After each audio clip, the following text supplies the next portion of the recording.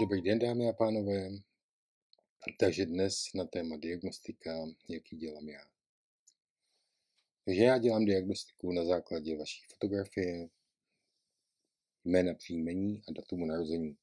Samozřejmě na základě vašeho souhlasu se propojím s vaší duší a tato duše mi řekne, co je potřeba dělat, abyste se zpátky dostali do kondice. Co je tedy možné touto diagnostikou zjistit? První, co zjišťuji, je určité spirituální vyzařování a jestli jste pod ochranou. To je takové, dá se říct, duchovní, určuje to, jakou máte vibraci a většinou vychází údaje, které se snažím nazývat pěkné, krásné, nádherné, překrásné, abyste získali určitou představu o tom, jaké vyzařování vlastně máte. Je to velmi důležité, protože je to vlastně údaj o tom, jak moc jste v srdci a tudíž jakým způsobem vlastně přistupovat k nějakému ozdravení. Pokud je ta vibrace velmi nízká, tak to znamená, že v podstatě duch, duše a tělo nepříliš dobře spolupracují, v podstatě jsou odděleni a šance na uzdravení je u takovýchto lidí velmi malá, i když ne nemožná. Další údaje, které zjišťuji, jsou hlavní problémy. Hlavní problémy, které má fyzické tělo. Toto fyzické tělo v podstatě trpí určitými systémovými problémy. V velké množství případů při prvním měření docházím k závěru, že problémy jsou základní a jsou 3. Je to úroveň překyselení, je to úroveň stavu imunitního systému a je to úroveň funkce metabolismu. Ať měřím, jak měřím, tak většinou tyto 3 hodnoty jsou nejčastější při prvním měření, ať už jsou lidé mladí nebo staří. Bohužel metabolismus, imunita a úroveň překyselení těla jsou dnes největšími problémy, které jsou. A je potom velmi zajímavé, při opakovaných měřeních už se dostáváme k úplně jiným hodnotám, které se jmenují například hormonální rovnováha nebo vůbec úroveň energie, stav nervového systému. Je těch údajů mnoho, co se dá zjistit a je velmi důležité v podstatě ale popsat a zaznamenat ty nejvážnější. V další oblasti se zabývám duchovní a zdravotní aurou a energií obecně. Duchovní aura jako taková je opět důležitá z hlediska propojení ducha, duše, těla a vlastně značí to, jaká je harmonie mezi duchem, duší a tělem. Jakým způsobem jsou propojeny tyto 3 naše základní části a jakým způsobem v podstatě dochází k správné komunikaci za účelem zdraví člověka, za účelem jeho zdraví nejen na fyzické, ale i duchovní a mentální úrovni. Zdravotní aura je údaj, který nám říká hlavně to, jakým způsobem přijímáme takzvanou pránu, to znamená energii, která přímo působí na ozdravení jednotlivých částí našeho těla. Celková úroveň energie je také velmi důležitý údaj, protože jedna věc je, jak orgány fungují, druhá věc je, jak orgány jsou zdravé, ale přestože je orgán zdravý, přestože je orgán funkční, tak může trpět nedostatkem energie. A to jak jednotlivý orgán, tak i celý systém. Dále měřím nejslabší orgán nebo systém v našem těle, zase z pohledu funkce, vitality a energie. V podstatě nám to ukáže, kde je nejslabší článek v našem systému, abychom byli schopni správně působit na tento nejslabší článek, protože jak všichni víme, tak řetěz je tak silný, jak je slabý jeho nejslabší článek. Vzhledem k tomu, že ty 3 základní problémy se prakticky vždy týkají metabolismu a překyselení organismu, tak měřím speciálně funkci a vitalitu žaludku, dále funkci a vitalitu pylorusu, což je spodní sféra žaludku, abych se dozvěděl, jakým způsobem se do těla buď mohou nebo nemohou dostat vlastně nerozložené části potravy, které naše střeva neumí zpracovat a proto v našich střevech buď hní anebo kvasí, což je vlastně ten zdroj toxicity, který dneska zabíjí maximální nebo hodně velkou množinu lidí. Další velice důležité funkce měřím ohledně střev, a to zase jejich funkci, vitalitu, úroveň patogenních bakterií, což je velice důležité, protože řada z nás byla po většinu života masožravci a většina z nás má patogenní bakterie přemnožené. Tudíž jsou utlačované bakterie, které jsou určeny pro rozklad zelené potravy a tudíž vůbec příjem zelené potravy, využití této zelené potravy. Dále měřím sennou bakterii. Tato senná bakterie určuje vlastně naši schopnost našeho organismu vytvářet imunitní buňky, protože senná bakterie produkuje látku, která je základním stavebním kamenem pro tvorbu imunitních buněk. Je to takzvaný interferon. A posledním údajem v oblasti střev je čistota střev. Čistota střev je velmi důležitá, protože mimo jiné mluví o tom, jakou schopnost střebávání látek střevy do krve máme. Pokud jsou naše střeva zanešená, a bohužel se jednoznačně ukazuje, že hodnoty, že ve střevech je takzvaně nalepeno, nebo respektive nevyloučeno až 8 kg nečistot podle velikosti člověka, je to obrovsky limitující aspekt pro to, jak jsme schopni v podstatě i rozloženou potravu střebávat. Další údaj, který se měří, jsou těžké kovy. Těžké kovy jsou všudy přítomný problém, dostáváme jich do těla velké množství a ovlivňují hlavně činnost mozku. Další údaj jsou záněty a chronické záněty. Záněty jsou údajem toho v podstatě buněčné regenerace. Buňka, která se regeneruje, musí projít do zánětu až po její likvidaci a následně vznik nové buňky. Takže záněty jako takové nejsou tak vážný problém.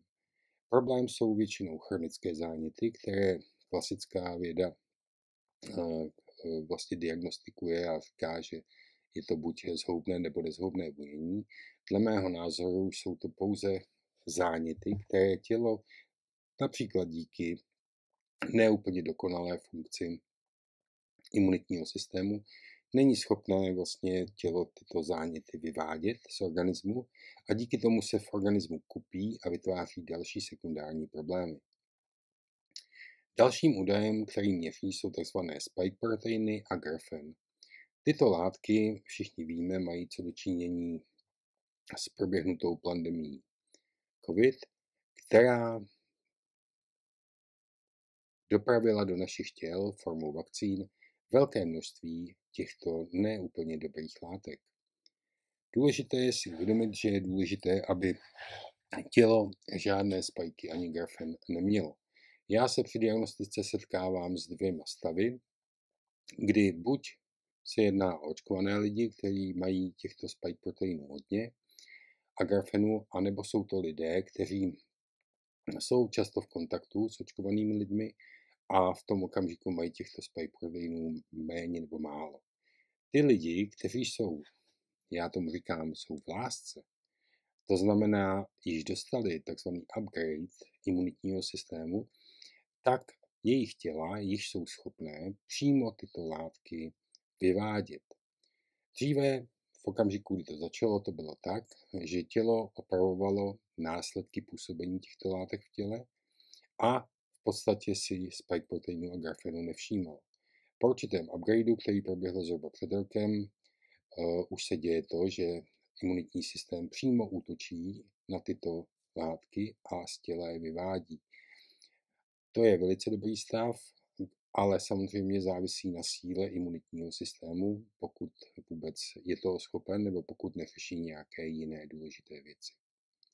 Dalším údajem, který měřím, je obsah CO2 v krvi, nicméně dá se říct, jak dobře dýcháte. V okamžiku, kdy je tato hodnota malá, znamená to, že vaše dýchání není kvalitní a že nedýcháte tak, abyste strávili dostatek CO2. Z tohoto důvodu v podstatě potom dochází zase k další a další zatoxikování organismu, protože je potřeba si uvědomit, že dech je jednou z našich úplně nejzákladnějších detoxikačních funkcí. Ani vylučování, ani kůže nezvládne nás zbavit tolika toxínů jako správné dýchání. Dále měřím údaje o sodíko-draslíkové pumpě, o sodíku a draslíku. Tyto údaje vypovídají o tom, v jaké kondici jsou obecně naše buňky nebo vaše buňky, které jak jsou schopné v podstatě zpracovávat poskytnutou potravu, vodu, vzduch, jakým způsobem vůbec fungují jako ty malé jaderné elektrárny. Dalším údajem, který se měří, je množství antioxidantů.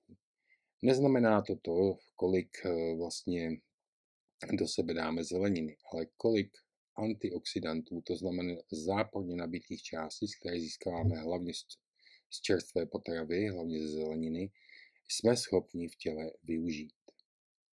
Dalším údajem, který měřím, je vápník. Tento vápník je zase velice důležitou součástí hlavně našich kostí, ale celé řady dalších struktur v našem těle a musí to být opravdu skutečný vápník, ne soli vápna. Pokud je tento vápník vyčerpán, není na 100%, tak to znamená, že tělo mělo v určitém období velký nedostatek antioxidantů a jako záchrannou brzdu si tento vápník vytáhl z kostí. Je to nižší hodnota vápníku, také značí v podstatě problémy na úrovni kostí, kloubů, jako je osteoporóza a tak dále.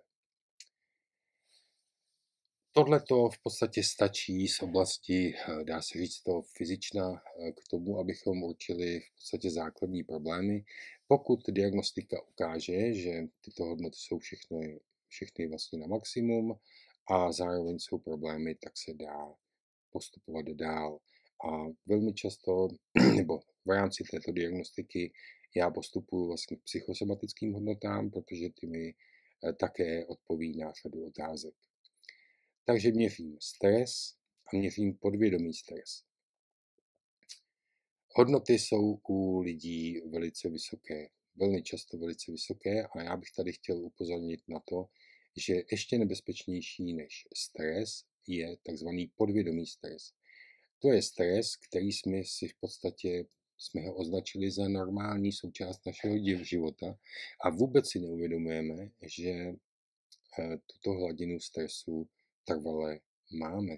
Je to velice nebezpečné, protože stres jako takový přímo ovlivňuje funkci již tak oslabených imunitních systémů. Dalším údajem, který zjišťuji, je úroveň strachu. Obecně je strach, dá se říct, zabijákem lidí.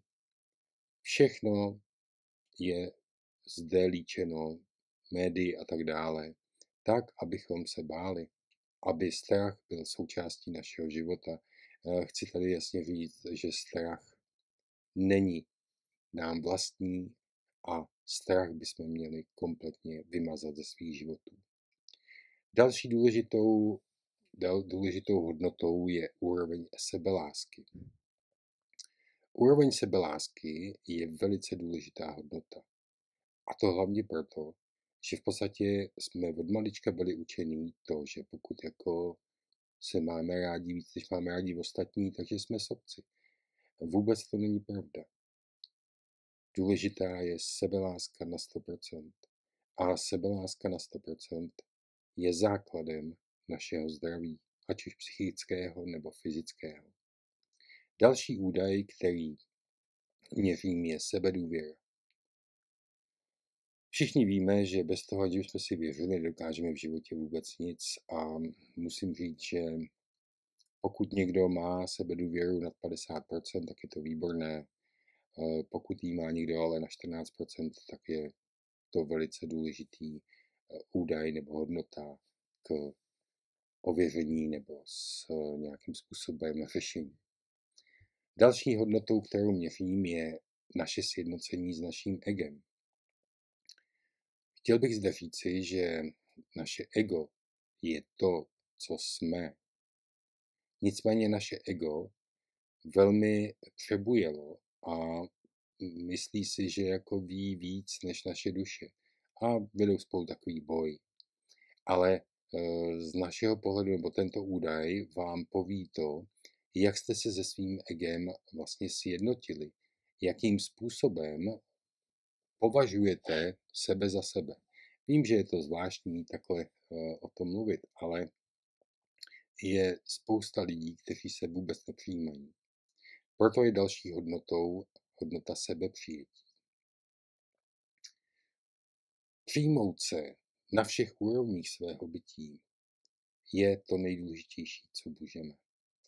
Pokud sami sebe přijímáme, tak je to o tom, že se stáváme tím jedinečným, kým jsme se narodili.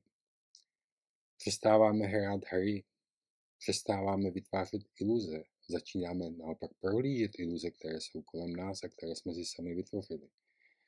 Sebepřijetí je důležité od okamžiku spojení spermie a vajíčka až do naší smrti.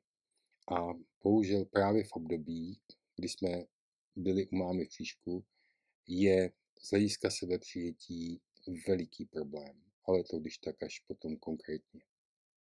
Dalším údajem je sebedestrukce. Řada lidí si vůbec neuvědomuje, že samo sebe destruuje. Víte, jakýmkoliv projevem, ať už by strachu, stresu, vůbec jakémukoliv počínání proti sobě, provádíme vlastně sebedestrukci. Už jenom okamžiku tím, když si uvědomíme, že stres ovlivňuje negativně funkci našeho imunitního systému. V okamžiku, kdy díky stresu zaviníme to, že imunitní systém nemohl opravit jakoukoliv část našeho těla, nemohl nějakým způsobem zasáhnout v případě napadení, ať už bakteriálního nebo jakékoliv jiného, tak v té chvíli pochopíme, co to je sebedestrukce. A sebedestrukce je údaj, který je vážný, nicméně, jakmile si cokoliv zvědomíme, již to není tajné a jsme schopni s tím něco udělat.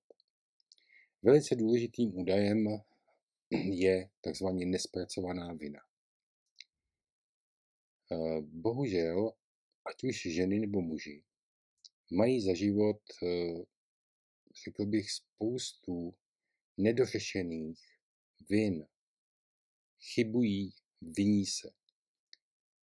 Je to opravdu velice složitá věc a my musíme projít obrovským odpuštěním sobě, všem a všemu, abychom se přestali vinit za minulé chyby. Chyba neexistuje, je to v podstatě pouze způsob, jak získat zkušenost. A v okamžiku, kdy víme hodnotu nespracované viny, tak víme, že se na to musíme třeba zaměřit, anebo ne. A v okamžiku, kdy máme velkou úroveň nespracované viny, tak tím i například přímo ovlivňujeme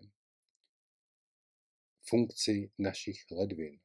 Už z názvu ledviny to znamená zamrzlá vina.